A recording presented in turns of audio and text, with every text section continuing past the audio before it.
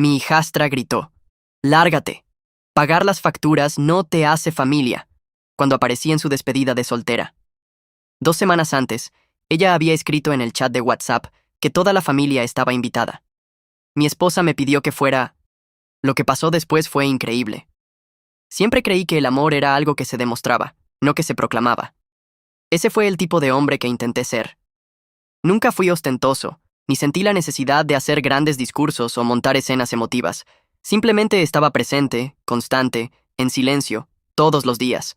Me casé con mi esposa, Denise, cuando tenía 39 años, y con ella vino una hija, Alisa, que tenía 12 en ese entonces. No se encariñó conmigo de inmediato, ni yo lo esperaba. Yo no era su papá. Su verdadero padre, Tony, iba y venía durante los años, más yéndose que quedándose. Y cuando estaba, siempre era con regalos y promesas vacías. Yo era lo opuesto. Yo era el que ayudaba con la tarea, el que arreglaba sus proyectos de ciencias la noche antes de entregarlos, el que se sentaba en las reuniones con los maestros fingiendo que no acababa de trabajar un turno de 10 horas. Y por un tiempo, pensé que eso sería suficiente. Pensé que me vería. Tal vez no como un padre, pero al menos como alguien que se preocupaba. Denise solía decir, «Ya se acercará, solo sigue estando ahí». Así que lo hice. Ayudé a pagarle los brackets cuando Tony estaba sin trabajo. Fui su aval para su primer coche, un Honda Civic usado que destrozó en un año. Incluso pedí un préstamo pequeño para cubrir los gastos del dormitorio de la universidad cuando la beca no alcanzó. Y nunca usé eso como moneda de cambio. Nunca lo saqué en cara ni esperé que me agradeciera con efusividad. Solo quería que supiera que me importaba, que alguien la respaldaba sin importar qué. Pero a pesar de todo, nunca me llamó papá, ni una sola vez. Se aferró a Mark como si fuera una línea marcada en la arena, permanente, innegociable. Y honestamente, me convencí de que estaba bien. Las etiquetas no importaban. El amor estaba en las acciones, no en las palabras. O eso pensaba. La invitación a la despedida de soltera llegó 2 semanas antes del evento, y ni siquiera fue un mensaje directo. La dejó caer en el grupo familiar de WhatsApp con un casual. Despedida de soltera. Toda la familia está invitada. No puedo esperar a verlos a todos. Esa era la forma de Alisa. Sin detalles personales, sin esfuerzo, solo una invitación general como si estuviera invitando a compañeros de trabajo a una comida compartida. Al principio pasé de largo el mensaje. Ni siquiera abrí el archivo adjunto en PDF. Pensé en no ir. Después de todo, no era familia en el sentido que importaba para ella. Pero entonces Denise me arrinconó en la cocina una noche, su voz suave pero firme. «Deberías ir», dijo, posando una mano en mi brazo. «¿Ella es tu hija también?» Me reí, seco, amargo. «¿Desde cuándo?», pregunté, pero no respondió. Solo me dio esa mirada, la que decía, «No empieces esta noche». Así que asentí. Puse la fecha en el calendario y me convencí de que estaría bien. Solo unas horas, un gesto. El día de la despedida de soltera, me quedé parado frente al armario más tiempo del que quisiera admitir, preguntándome cómo debía lucir la presencia de un padrastro. Camisa casual, demasiado flojo. Traje completo, demasiado formal. Terminé eligiendo una camisa azul con cuello y unos pantalones caqui, seguro, discreto. Fui solo porque Denise se había ido antes para ayudar con los preparativos. El lugar era un salón alquilado en el centro, lleno de serpentinas rosas y doradas y demasiada gente que no conocía.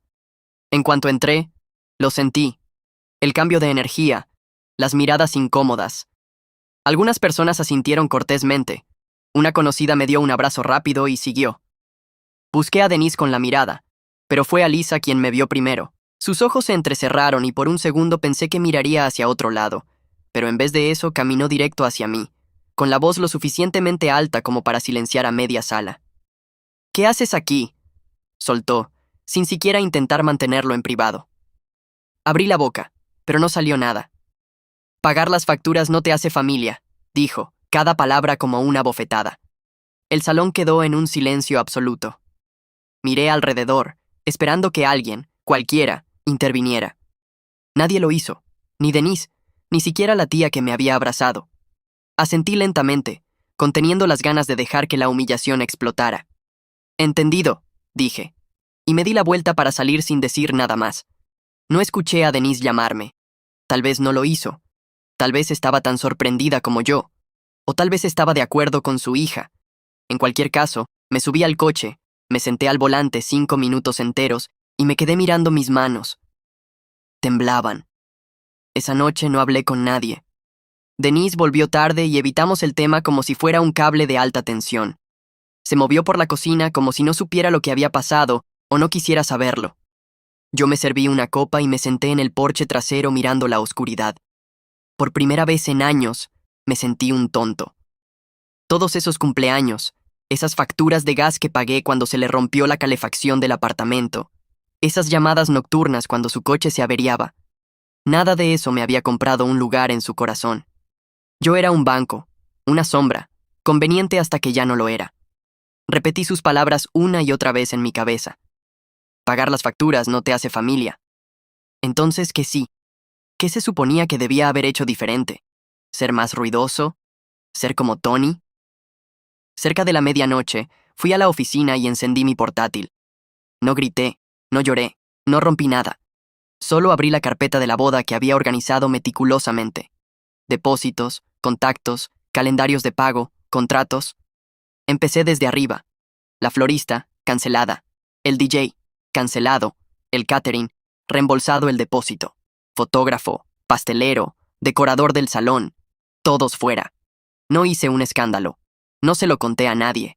Simplemente me borré de la boda de la misma forma en que ella me había borrado de su vida.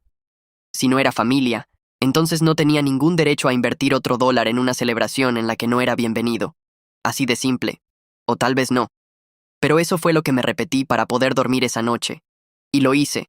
Dormí como un hombre que por fin había dejado de cargar con algo que nunca le correspondía. No hablé con Alisa después de la despedida de soltera.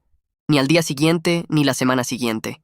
No la busqué para explicarme ni para preguntarle por qué me humilló frente a una sala llena de gente.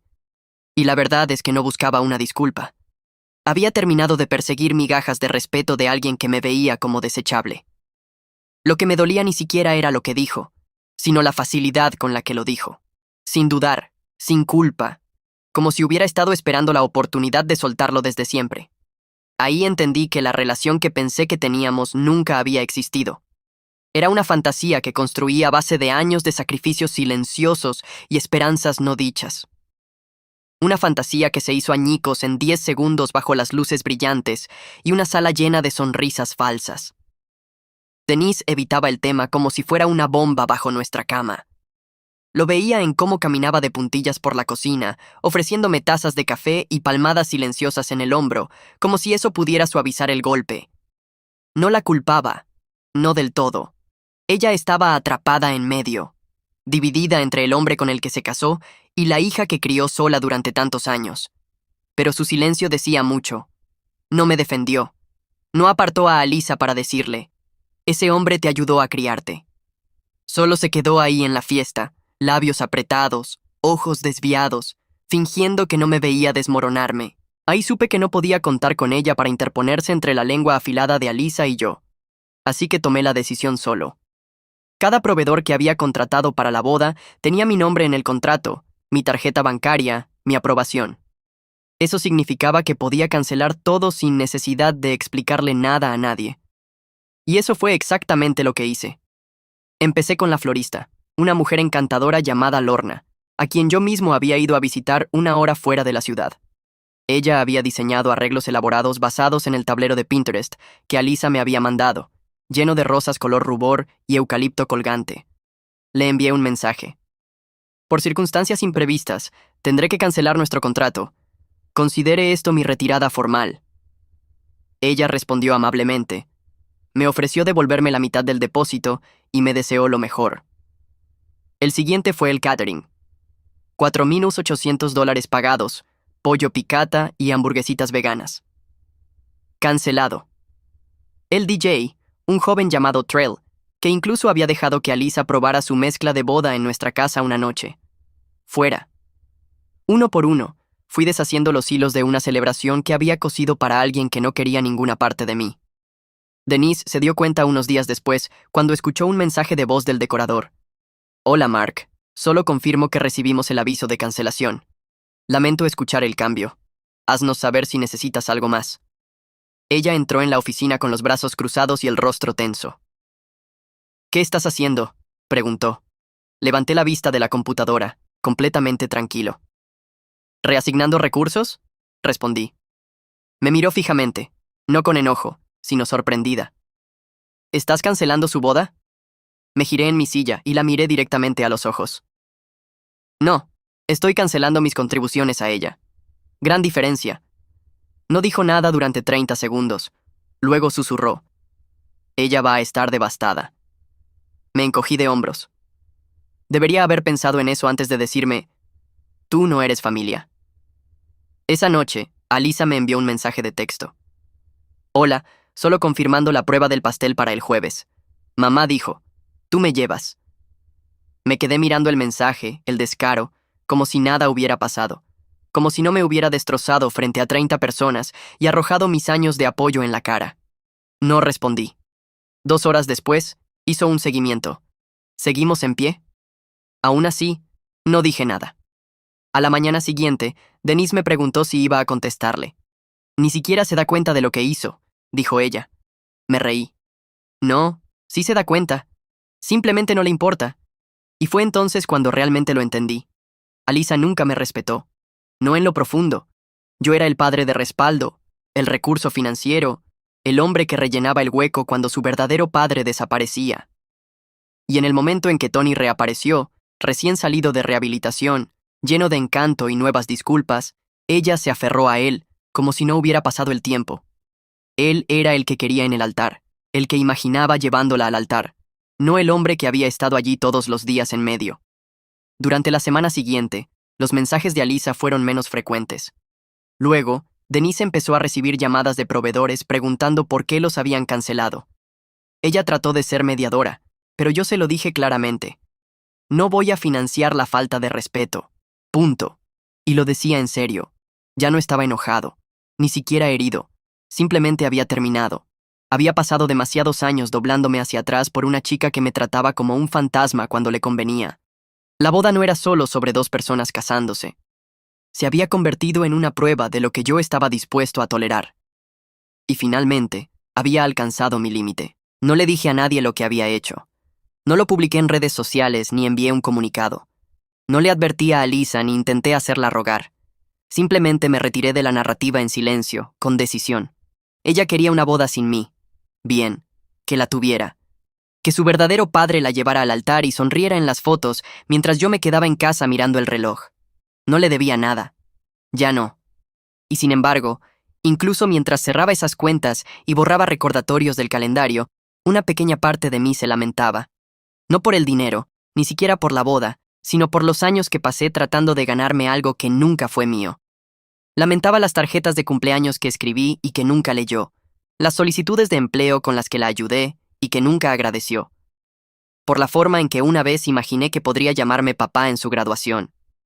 Ese hombre, el que creía que la bondad podía comprar cercanía, ya no existía, reemplazado por alguien mayor, más sabio y mucho menos dispuesto a dejarse usar. La mañana de la boda de Alisa se sintió más silenciosa de lo que debía. No hubo ajetreo en la cocina. No hubo recados de última hora. No hubo llamadas frenéticas resonando por el pasillo. Denise se había marchado temprano esa mañana, diciendo poco más que, «Deséame suerte». No me besó para despedirse. No me pidió que fuera. Simplemente agarró su bolso y salió por la puerta como una mujer que sabía que iba a caminar hacia una tormenta. Me senté en la mesa de la cocina, en mi silla de siempre, bebiendo café, hojeando las noticias, fingiendo que era solo otro sábado. Pero en el fondo de mi mente, sabía que hoy marcaría un punto de inflexión. No solo para Alisa, sino para todos nosotros. A las 11:03 a.m., sonó mi teléfono por primera vez. Ni siquiera miré la pantalla. Lo dejé ir al buzón de voz. Luego vino otra llamada y otra. Para las 11:15, mi teléfono había sonado 6 veces. Lo silencié y lo puse boca abajo en la encimera. La ceremonia no debía empezar hasta las 2:00 p.m., pero claramente algo ya había salido mal. Parte de mí tenía curiosidad, quizá incluso un poco de satisfacción, pero sobre todo sentía una extraña calma interior, como si finalmente hubiera exhalado después de años conteniendo la respiración. No había venganza en ello, ni alegría, solo una tranquila conclusión. Yo había desconectado el enchufe. Ahora ellos estaban corriendo a ciegas. Al mediodía, Denise también empezó a llamar. Luego llegó un largo y desesperado mensaje de Melissa. Mark, ¿qué está pasando? Ninguno de los proveedores está aquí. ¿Cancelaste todo? Lo miré un momento, sintiendo ese viejo tirón de responsabilidad subiendo en mi pecho. Por un segundo quise ceder, explicar, justificar, suavizar el golpe, pero me recordé a mí mismo que esto no era un castigo. Esto era consecuencia. Ella no quería que yo estuviera involucrado. Lo dejó perfectamente claro. Así que escribí un único mensaje. Tú me dijiste que no era familia. Pregúntale a tu verdadero padre. Presioné enviar y apagué mi teléfono por completo. Ese día no fui a ningún lado. No salí de la casa. Me hice un sándwich y vi repeticiones de viejos dramas policiales, de esos con finales predecibles y sin inversión emocional. De vez en cuando miraba por la ventana, imaginando el caos desarrollándose en ese salón de eventos alquilado, invitados llegando a un lugar vacío, sin decoraciones, sin música, sin comida, solo confusión y murmullos. Me preguntaba si alguien me estaría culpando en voz alta, si me llamaban egoísta, amargado, vengativo. Tal vez sí, pero ninguno de ellos había estado allí la última década. Ninguno había visto lo que era amar a alguien que apenas toleraba tu existencia hasta que necesitaba algo. A última hora de la tarde, Denise regresó a casa. Sus tacones resonaban fuerte contra el suelo de madera, un estacato agudo que retumbaba en la casa. Levanté la vista cuando entró en la sala, su rostro pálido, el lápiz labial corrido en las comisuras. No habló de inmediato, solo se quedó allí, aferrando su bolso como si fuera lo único que la mantenía en pie. Fue un desastre, dijo al fin, con voz baja, quebrada. Asentí una vez. Me lo imaginaba. Se dejó caer en el borde del sillón, enterrando el rostro en sus manos. Ella lloró, Mark, frente a todos. No respondí. No iba a disculparme por eso. Ella se había ganado esas lágrimas. La humillaste, añadió Denise, ahora mirándome, buscando remordimiento. Arruinaste el día más importante de su vida. Suspiré y me recosté en la silla. Ella se humilló sola. Yo solo dejé de pagar por el espectáculo. Denise se estremeció un poco, pero no discutió. Ella sabía la verdad, aunque fuera amarga.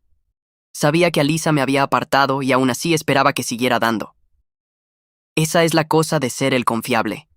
La gente empieza a pensar que tu lealtad es automática, que no importa cuántas veces pisoteen tu orgullo, tú seguirás apareciendo. Chequera en mano, sonrisa en el rostro.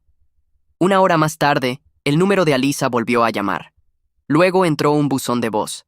Esperé hasta que Denise subió las escaleras antes de reproducirlo. Su voz estaba tensa de ira. No había rastro de la hija a la que alguna vez arropé en la cama o llevé al médico. No sé qué clase de truco intentabas hacer, pero más te vale arreglar esto. La gente está hablando. Parezco una idiota. Si crees que voy a dejar que esto pase, estás equivocado. Me lo debes, Mark. Después de todo, me lo debes. Me quedé allí atónito, no por las palabras, sino por lo absolutamente vacías que sonaban. No había disculpa, ni reflexión, ni comprensión, solo derecho y rabia. Reproduje el mensaje una vez más y luego lo borré. No me molesté en devolver la llamada. No quedaba nada que decir. En ese momento, sentí que algo dentro de mí finalmente se soltaba. Algún lazo que me mantenía emocionalmente atado a una relación que siempre había sido unilateral. Pensé en todas las veces que me doblé hacia atrás para hacerla sentir segura, apoyada, amada, y en lo fácilmente que me desechó cuando dejé de ser útil. Sus palabras, me lo debes, resonaban en mi cabeza como monedas en una lata vacía.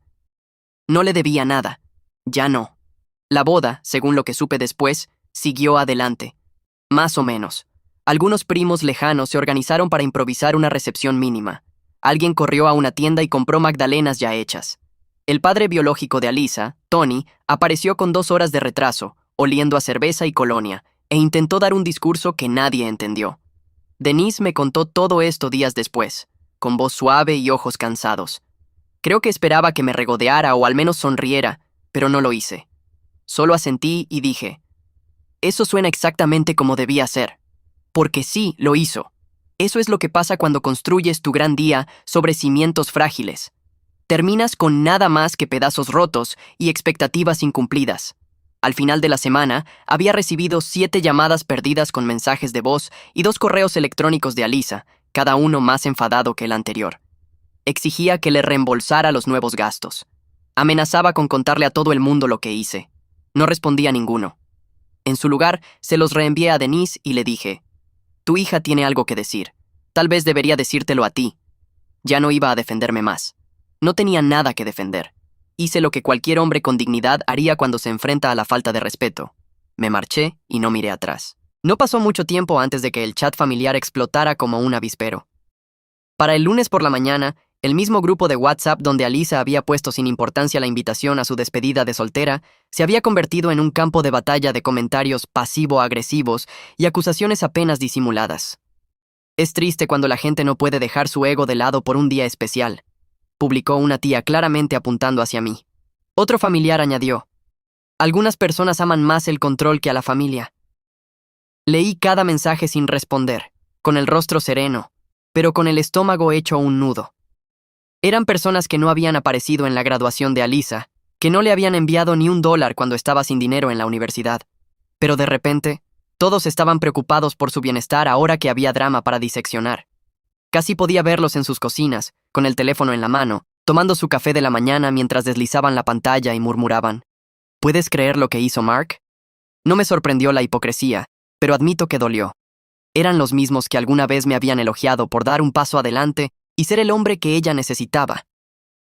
Recordé cuando le compré a Alyssa su primer vestido de graduación y cómo lloró en el probador porque su verdadero padre no le devolvía las llamadas. Esa misma noche, su tía Carol me había abrazado y susurrado: «Eres el único estable en su vida». Ahora Carol escribía: «Algunas personas olvidan que las bodas son sobre la novia, no sobre sentimientos heridos». Casi solté una carcajada. ¿Sentimientos heridos? ¿Eso creían que era esto? Había pasado una década siendo una presencia constante, un sostén financiero, una figura paterna. ¿Y pensaban que estaba molesto porque no recibí una tarjeta de agradecimiento? No.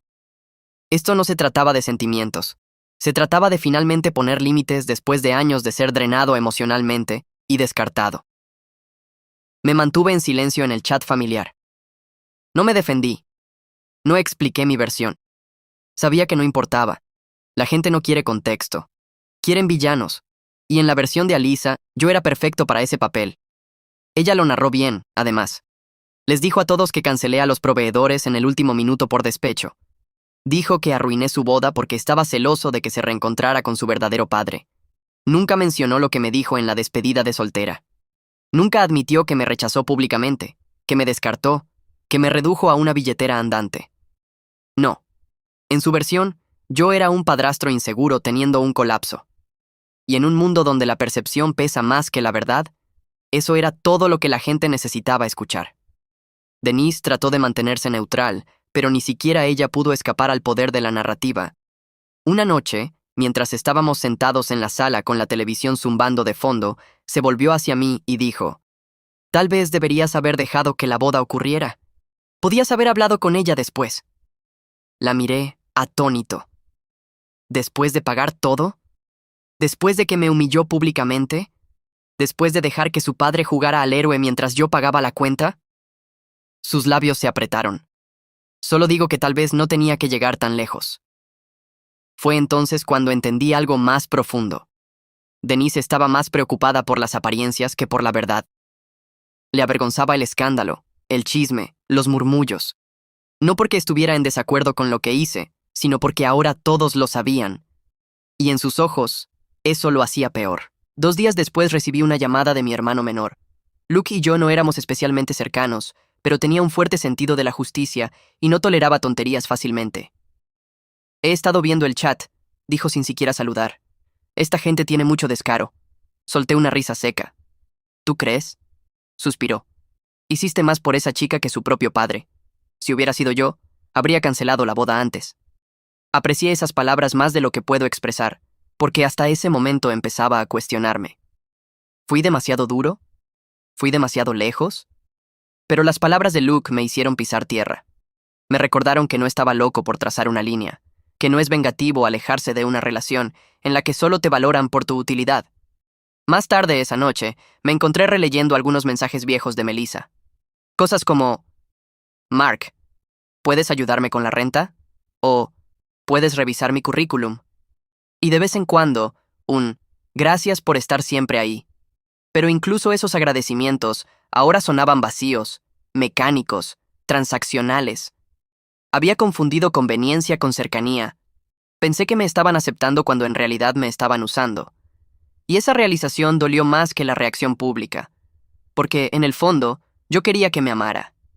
No solo que me tolerara, no solo que me reconociera cuando le convenía, sino que me amara como a un padre. Y ahora veía con claridad que esa puerta nunca estuvo realmente abierta.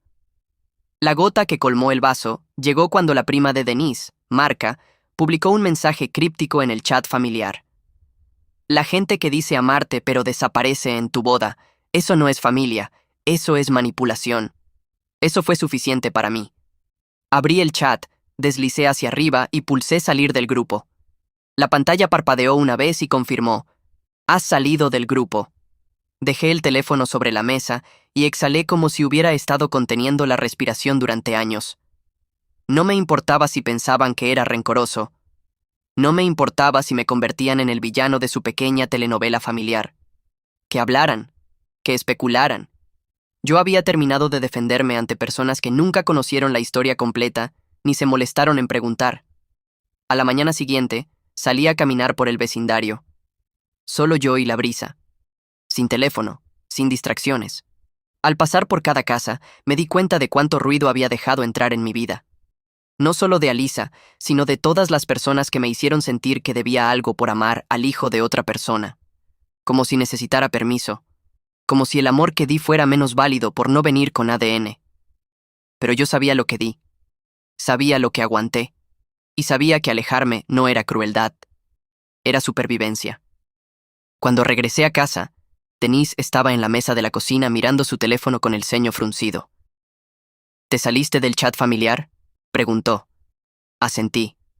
No voy a quedarme allí para que me manipulen quienes no conocen la verdad. Esta vez no discutió. Solo me miró como si me viera bajo una nueva luz. Tal vez era así. Tal vez finalmente entendió que ya no iba a ser el hombre callado y complaciente. No cuando me costaba la dignidad. Es curioso cómo el silencio puede sonar más fuerte que 1000 acusaciones. Después de que dejé el chat, las llamadas pararon. Los mensajes se redujeron. La tormenta digital que había girado a mi alrededor durante días se apagó de repente, como si alguien hubiera apagado un interruptor. Y en esa quietud repentina, me quedé solo con mis pensamientos y con el peso lento y constante de todo lo que había cargado durante años. Pasé más de una década siendo la red de seguridad de Alisa, caminando esa línea invisible entre padrastro y extraño, siempre con la esperanza de que si daba lo suficiente, si me quedaba el tiempo suficiente, si hacía lo correcto las veces suficientes, algún día ella me vería por quien era. Pero lo único que veía era a alguien a quien culpar cuando el cuento de hadas no salía como ella había imaginado. Y lo más triste es que yo la había entrenado para esperar eso de mí. Le había enseñado que siempre aparecería sin importar lo poco que ella devolviera. Ese fue el verdadero costo de la bondad. Me volvió invisible. Creo que a la gente le gusta romantizar el sacrificio. Les encanta la imagen del padrastro devoto que da y da y da, siempre sonriente, siempre comprensivo. Queda bien en una película, pero nadie quiere hablar de lo que pasa cuando ese hombre llega a su límite, cuando se da cuenta de que ser la mejor persona solo funciona si alguien realmente lo ve, si a alguien le importa. Y en mi caso, a nadie le importaba. No de verdad. Ni a los familiares que me aplaudían en las fiestas, ni a los compañeros de trabajo que decían, «Eres un buen hombre, Mark». Y ciertamente no a Alisa, que solo me miraba cuando necesitaba algo. Me había convertido en un personaje secundario en mi propia vida. Siempre presente, nunca visto. Denise y yo empezamos a vivir como compañeros de piso. Compartíamos comidas, intercambiábamos conversaciones educadas, pero la cercanía había desaparecido. Ya no éramos nosotros. Solo 2 personas orbitando la misma casa, unidas por un matrimonio que de repente se sentía como un contrato en lugar de un compromiso. Ella no estaba enfadada conmigo. En todo caso, estaba distante. Podía ver cómo trabajaba su mente, tratando de reconciliar al hombre con el que se casó, con el que había trazado una línea dura en la arena. Creo que esperaba que finalmente cediera, que extendiera una rama de olivo, que fuera la persona más grande. Pero no lo hice, porque esto ya no se trataba solo de Alisa. Se trataba de mí. de recuperar los pedazos de mí mismo que había entregado demasiado fácilmente a lo largo de los años. Una tarde, me reuní con un viejo amigo para tomar un café, Marcus, un tipo que conocía desde la universidad. Era de los pocos que me conocían antes de convertirme en el padrastro Mark. Tan pronto como me senté, arqueó una ceja y dijo: «Pareces alguien que ha pasado por el infierno». Me reí y por primera vez en semanas, no fue con amargura. «No te equivocas», respondí. Entre dos lates, le conté todo sobre la despedida, los proveedores cancelados, el drama familiar. Escuchó en silencio, asintiendo de vez en cuando, sin interrumpir ni una sola vez. Y cuando terminé, se recostó en la silla y dijo: «Bien». Parpadeé, confundido. «Bien», repitió con un gesto. «Por fin te defendiste. He visto cómo te has vaciado en los demás durante años sin pedir nada a cambio. Tal vez ya era hora de que dejaras de desangrarte por gente que ni siquiera notarías si desapareces». Sus palabras me golpearon fuerte porque eran verdad. Siempre había medido mi valor por lo útil que era para los demás. Si no estaba ayudando, arreglando, proveyendo, no sabía quién era.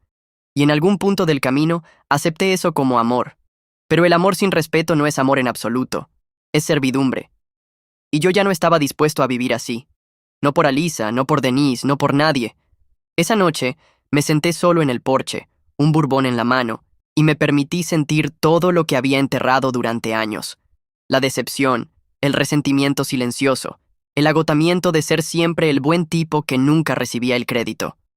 Pensé en las veces que Alisa me presentó como el esposo de mi mamá, en lugar de simplemente decir mi nombre, en el cumpleaños que olvidó, en las tarjetas del Día del Padre que nunca envió, y pensé en el momento en que me miró a los ojos y me dijo que pagar las cuentas no me hacía familia. Esa frase había estado repitiéndose en mi cabeza durante semanas, pero ahora se sentía menos como una herida y más como una liberación. Ella lo dijo para herirme, pero en cierto modo me había liberado, porque una vez que alguien te dice quién eres para él, créelo y sigue adelante. Denise salió al porche, se sentó a mi lado en silencio. Después de un rato, dijo: «Ella todavía no me habla». Asentí, pero no dije nada. «Ahora también me culpa a mí», añadió. Dice: «Deberías haberlo detenido». Eso me sacó una risa amarga. «¿Alguna vez te pidió que la detuvieras?» Denise negó lentamente con la cabeza. «No». Nos quedamos así un rato. La distancia entre nosotros más emocional que física. Finalmente, susurró: «¿Te arrepientes?» La miré, mi voz firme. «No, me arrepiento de no haberlo hecho antes». En ese momento supe que nuestro matrimonio tal vez no sobreviviera a esto. Había demasiado silencio entre nosotros, demasiada historia no dicha. Denise amaba a su hija, lo entendía. Pero ella nunca entendió lo que significaba para mí ser padrastro. Amar a un niño como si fuera tuyo, sabiendo muy bien que tal vez nunca te lo devolvería. Ella esperaba que yo siguiera dando sin límites, sin preguntas. Y cuando finalmente tracé una línea, no supo cómo ponerse a mi lado. No estaba enojado con ella por eso, pero tampoco podía ignorarlo. En las semanas siguientes empecé a redescubrirme. Pasé más tiempo solo, no por tristeza, sino por claridad. Caminaba sin tener que volver a cierta hora. Leí libros que había olvidado que tenía. Llamé a mi hermana, con la que no hablaba desde hacía meses, y le conté todo. Ella lloró por teléfono y me dijo: «Mereces algo mejor, Mark». Y por primera vez, la creí. Para cuando la boda reducida de Alisa tuvo lugar 2 semanas después, yo ya estaba emocionalmente ausente. No pregunté por ella, no revisé el teléfono de Denise en busca de actualizaciones, ni siquiera me importó quién terminó llenando los huecos. Supe por un vecino que el evento había sido un desastre, incómodo, mediocre y armado a última hora por unos pocos familiares que pensaban que aparecer al final compensaba años de ausencia. No necesitaba los detalles, sabía exactamente cómo se vería. Una ceremonia improvisada, una novia estresada, un novio tratando de mantener la compostura y un padre borracho tambaleándose durante un discurso que nadie quería escuchar. Y en algún lugar al fondo de esa multitud, Denise sentada con los labios apretados y cansada, probablemente preguntándose cómo sería su matrimonio cuando todo ese polvo se asentara. La verdad es que no sentí alegría al ver cómo todo se derrumbaba. Eso puede sorprender a algunos. No estaba sentado en el sofá riéndome como un villano vengativo, deseando que ella sufriera. No se trataba de venganza. Lo que sentí fue más cercano a la reivindicación. Una certeza silenciosa y profunda de que finalmente me había defendido en un mundo que esperaba que me dejara pisotear y siguiera dando. Esa sensación, más que nada, fue lo que me dio paz. No necesitaba que me pidieran perdón. No necesitaba que Alyssa un día despertara y se diera cuenta de todo lo que había hecho por ella. Esa fantasía estaba muerta. Todo lo que quería era dejar de ser el hombre que se traicionaba a sí mismo en nombre de ser el más grande. Había terminado con eso. Había terminado de disculparme por esperar respeto. Noté también un cambio en cómo la gente me trataba. No solo en la familia, sino también en la forma en que respondían amigos y conocidos. Los que realmente me conocían, que habían visto los sacrificios de primera mano, ofrecían silenciosos gestos de aprobación. Mi hermano Luke, por ejemplo, me dejó una botella de bourbon con una nota escrita a mano que decía: «Por fin actuando como el maldito hombre que siempre supe que eras». Incluso mi barbero, un tipo directo llamado Carl, que nunca decía más de 2 palabras durante un corte, me preguntó: «¿Estás bien?» Solo eso. «¿Estás bien?»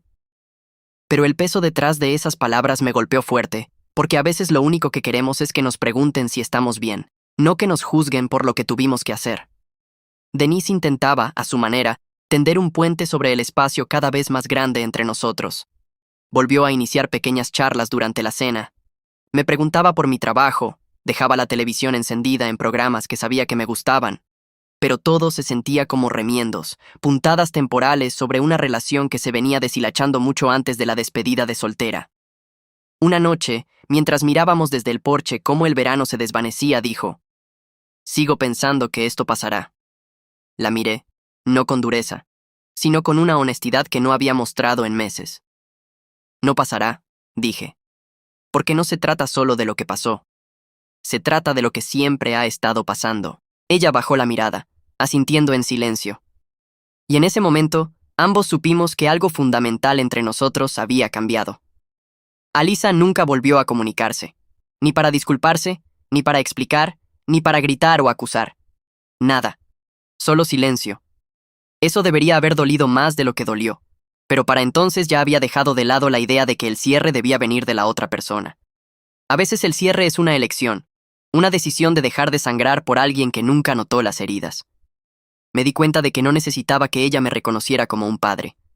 No necesitaba que me diera las gracias o admitiera que estaba equivocada. Solo necesitaba darme a mí mismo el permiso de alejarme y no volver la vista atrás. En los meses siguientes, empecé a reconstruir una vida en la que ya no era un accesorio del mundo de otra persona. Volví a conectar con amigos. Retomé la carpintería, algo que no había tocado desde antes de que Alyssa se mudara con nosotros. Incluso me uní a un grupo local de senderismo. Yo, el hombre que solía planear cada sábado en torno a las necesidades de otros, ahora caminaba por senderos solo porque me hacía sentir libre. Denise notó el cambio. Dijo que me veía más ligero, y lo estaba. No porque todo se hubiera arreglado, sino porque había dejado de cargar cosas que nunca fueron mías desde el principio. Una vez hablamos de ir a terapia. Ella lo planteó con cautela, como un niño que pide algo seguro de que será rechazado. ¿Crees que podríamos hablar con alguien? Lo consideré, no porque pensara que un extraño podría recomponernos, sino porque me pareció un gesto honesto, raro, y le debía al menos intentarlo. Programamos una sesión. El terapeuta hizo muchas preguntas difíciles. En un momento, Denise lloró. Yo no. Solo me senté tranquilo, explicando por qué ya había terminado de actuar el amor para personas que no me amaban de vuelta, ya fuera Alyssa o cualquiera más. El terapeuta asintió despacio y dijo: «Parece que finalmente sabes cuáles son tus límites». Sonreí por primera vez en esa hora. «Sí», respondí, «y planeo mantenerlos. Quizás el matrimonio sobreviva, quizás no. Pero por una vez, no tengo miedo de ninguno de los dos resultados, porque ahora sé quién soy. No el hombre que se dobla hasta romperse para agradar. No el hombre que cambia silencio por paz, sino alguien que, después de años de estar en segundo plano, finalmente dio un paso al frente y dijo: «Basta, basta de disculpas por exigir respeto, basta de encogerme para hacer que otros se sientan cómodos. Basta de fingir que el amor sin reconocimiento es suficiente». Mientras me siento aquí escribiendo esto, más para mí mismo que para cualquiera, siento una claridad que nunca había sentido. No me equivoqué al cancelar mi apoyo a la boda. No fui mezquino. No fui rencoroso. Simplemente terminé con ser usado. Y si eso me convierte en el villano en la historia de otra persona, que así sea.